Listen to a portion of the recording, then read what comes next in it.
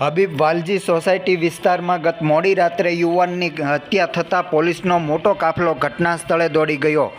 બનાવની જાણવા મળતી વિગતો અનુસાર ભાવનગર જિલ્લાના મહુવા શહેરના હબીબ વાલજી સોસાયટીમાં અલ્તાફ નામના વ્યક્તિની ગત મોડી રાત્રે હત્યા થતાં પોલીસ દ્વારા તપાસ હાથ ધરવામાં આવી છે. આ બનાવની જાણવા મળતી વિગતો અનુસાર ભાવનગર જિલ્લાના મહુવા શહેરના હબીબ વાલજી સોસાયટીમાં રહેતા અલ્તાફ નામના વ્યક્તિની ગત મોડી રાત્રે કોઈપણ અગમ્ય કારણોસર પોતાના જ નિવાસસ્થાને હત્યા કરવામાં આવેલ હોય અને આ બનાવની જાણ થતાં પોલીસનો મોટો કાફલો ઘટના સ્થળે દોડી ગયો હતો.